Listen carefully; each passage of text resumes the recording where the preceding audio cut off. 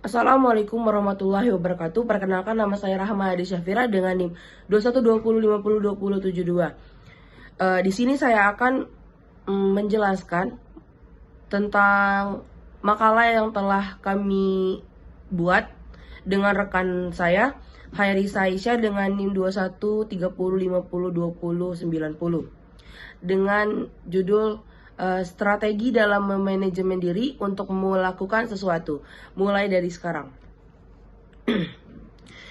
Waktu adalah uang. Pepatah tersebut tentu pernah kita dengar. Namun mungkin saja tidak semua orang memahami arti dari pepatah tersebut. Pepatah tersebut mencerminkan betapa pentingnya dan berharganya waktu bagi hidup manusia. Oleh karena itu, kita sebagai manusia dituntut untuk mampu mengelola memanfaatkan waktu sebaik-baiknya. Utamanya sebagai pelajar, kita diwajibkan untuk mampu mengelola waktu dengan efektif. Artinya, meski harus belajar, bukan berarti kita harus kehilangan waktu untuk beristirahat. Waktu 24 jam dalam satu hari tidak harus dihabiskan untuk belajar, tetapi harus dialokasikan untuk beristirahat.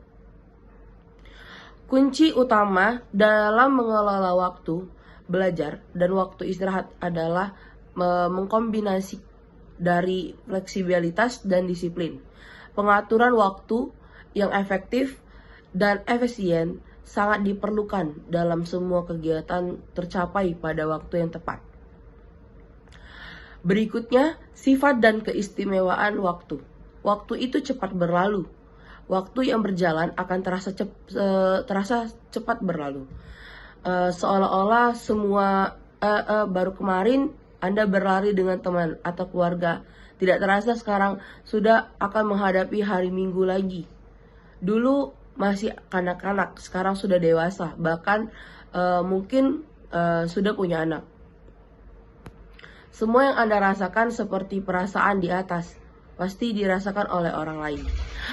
Memiliki kecepatan berbeda tergantung kondisi. Waktu yang berlalu mempunyai kapasitas kecepatan yang berbeda menurut kondisi individu masing-masing. Walaupun pada hakikatnya kecepatan waktu tersebut tetap tidak tidak dapat digantikan. Waktu yang telah berlalu tidak dapat digantikan dengan waktu yang lain. Apabila telah berlalu, maka ia pun tidak akan digantikan dengan waktu yang lain di masa yang akan datang. Yang lalu tetaplah berlalu, sedangkan yang akan datang haruslah disongsong dengan perbuatan yang lebih baik. Manajemen waktu merupakan perencanaan, perorganisasian, pergerakan, dan pengawasan produktivitas waktu. Pentingnya manajemen waktu. Mengapa kita perlu manajemen waktu kita sebaik mungkin? Selain karena waktu itu sangat berharga, ada beberapa alasan lainnya. Di antaranya karena waktu kita terbatas, sementara pekerjaan senantiasa bertambah.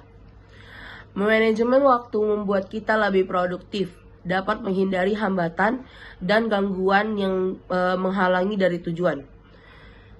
Sebuah sistem manajemen waktu yang sesuai dengan kebutuhan dapat membantu kita menyelesaikan pekerjaan dalam waktu singkat. Apapun prioritasnya, mempelajari cara mengatur hidup dan belajar akan membantu kita mencapai tujuan hidup kita. Berikut ini tips-tips yang mungkin berguna bagi mahasiswa untuk memanajemen waktunya. Yang pertama, tidak tergoda untuk mengerjakan hal-hal yang kecil, tetapi menyita waktu. Kuncinya adalah disiplin di dalam mengerjakan rencana yang tentu sudah ada prioritasnya. Yang kedua, gunakan alat bantu manajemen waktu. Yang ketiga, prediksi berapa lama waktu yang diperlukan untuk menyelesaikan tugas.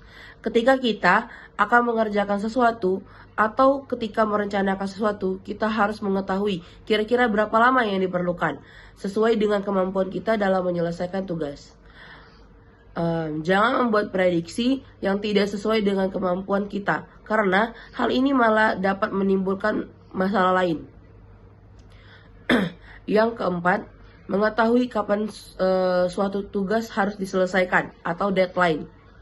Menentukan target waktu dan proses pencapaian dalam suatu rencana, seperti pada poin pertama, kita mengerjakan sesuai prioritas. Kita harus mengetahui kapan suatu tugas harus diselesaikan dan mana tugas yang harus dikerjakan terlebih dahulu dan mana yang bisa ditunda. Sediakan waktu untuk menyusun kembali rencana di pagi hari dan disiplin sesuai rencana-rencana tersebut. Yang kelima, kita tidak bisa mengerjakan dua tugas dalam waktu bersamaan. Fokus salah satu hal yang penting dalam memanajemen waktu adalah fokus pada satu tugas. Kita tidak akan bisa mengerjakan dua atau lebih tugas sekaligus dengan tingkat perhatian yang sama. Yang mungkin bisa dikerjakan adalah multitasking. Tetapi kita tidak tetap mengerjakan satu hal pada suatu waktu. Yang keenam, hindarkan untuk terpaku pada waktu yang lama yang telah direncanakan. Dan yang terakhir adalah keep it simple. Berikut adalah pemaparan dari saya. Kurang lebihnya saya mohon ampun. Wassalamualaikum warahmatullahi wabarakatuh.